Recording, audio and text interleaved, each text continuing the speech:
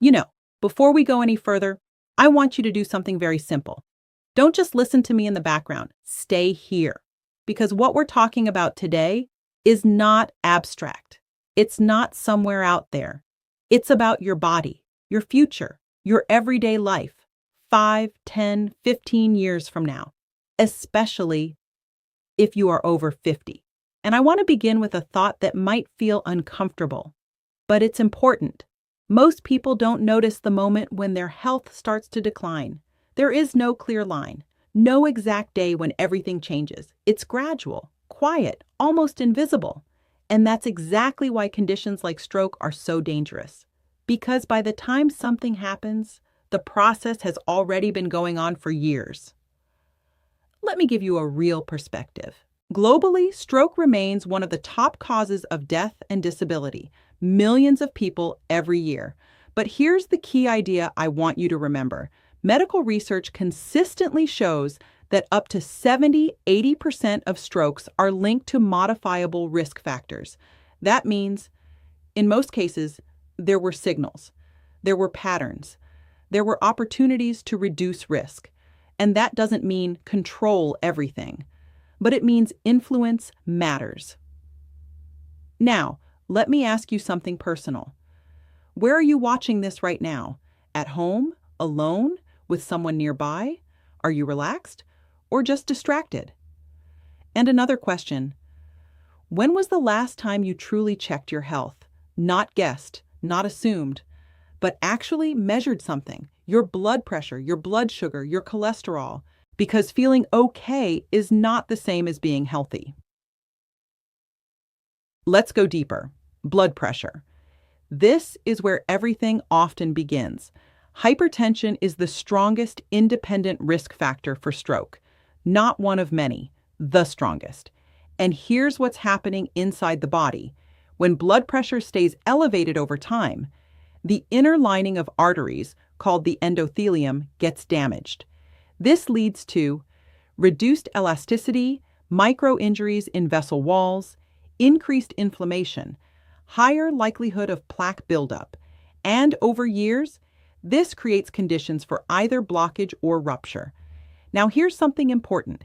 Even a small increase in blood pressure significantly increases stroke risk. For example, each +20 mHg systolic increase, HCG, roughly doubles the risk of cardiovascular events. That's not small, that's exponential, and yet most people don't monitor it. So here's a simple but powerful habit. Measure your blood pressure regularly. Sit calmly for 5 minutes before measuring. Keep your arm at heart level. Avoid caffeine right before. Track patterns, because consistency tells the truth. Now let's talk about something directly connected to this. Atherosclerosis. This is the gradual buildup of fatty deposits, plaques, inside arteries.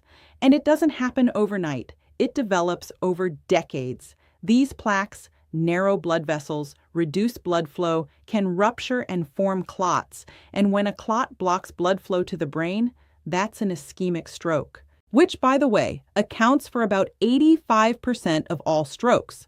Now here's where lifestyle comes in. Major contributors to atherosclerosis: high LDL cholesterol, smoking, chronic inflammation, high blood sugar, sedentary lifestyle. So this isn't random, it's a system. Let's pause here for a second. Think about your own lifestyle.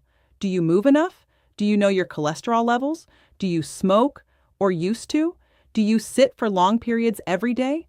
Because each of these factors is like a small vote for or against your future health. Now let's go into movement, because this is one of the most powerful tools you have. Regular physical activity has been shown to reduce systolic blood pressure by 5–10 millieres, improve vascular flexibility, increase nitric oxide production, which helps vessels relax, improve brain blood flow, reduce risk of clot formation. And here's something important. You don't need intensity. You need consistency. Even moderate activity, brisk walking, light cycling, swimming, daily movement routines can reduce stroke risk by up to 30%. And here's something even more interesting. Physical activity also supports neuroplasticity. That means it helps your brain stay adaptable and resilient. Now let's talk about blood sugar, because this is becoming more and more relevant. Type 2 diabetes increases stroke risk by about 2 to 4 times. And the mechanism is very clear. High glucose levels damage blood vessels. They increase oxidative stress, promote inflammation, damage endothelial function, accelerate plaque formation. And here's the dangerous part. Prediabetes often has no symptoms. You might feel completely fine. So again, measurement matters. Now, nutrition. Let's simplify it in a practical way. Instead of thinking diet, think patterns. The most evidence-supported eating patterns for cardiovascular health include Mediterranean-style diet, high in vegetables, fruits, whole grains, healthy fats, olive oil, fish, nuts, low in processed foods. These patterns are associated with lower stroke risk, better cholesterol balance, reduced inflammation.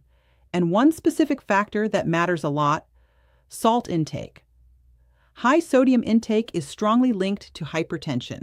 WHO recommends less than 5 grams of salt per day. Most people consume much more, often without realizing it. Now let's talk about sleep in more depth, because this is where many people underestimate risk.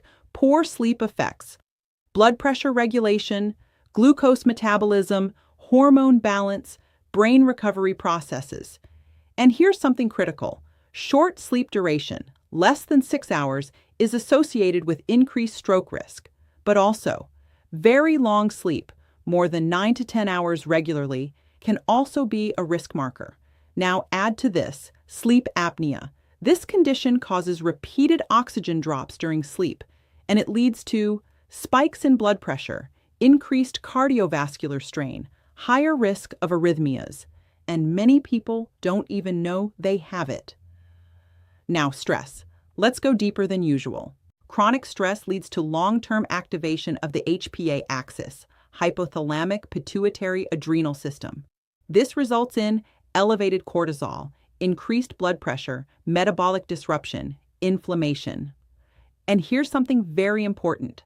Stress also changes behavior. People under stress are more likely to eat poorly, sleep less, move less, smoke, or drink more. So stress is both a direct and indirect risk factor. Now let's talk about something very practical: early warning signs, because sometimes the body does give signals. A temporary loss of speech clarity, facial symmetry, arm strength. These could be signs of a TIA, transient ischemic attack, often called a mini stroke. And this is critical. A TIA is a warning, a serious one. The risk of a full stroke after a TIA is significantly increased, especially within the first 48 hours, so never ignore it. Now let's simplify everything again, because this is a lot of information, and I don't want you to feel overwhelmed. I want you to feel clear. Here's what actually matters. Monitor blood pressure, move daily, improve food quality gradually, sleep consistently, manage stress intentionally, check basic health markers, avoid smoking, limit alcohol, stay aware of warning signs. Not perfect, just consistent. Now, I want to ask you something again. If nothing changes in your current lifestyle, what will your health look like in 5 years?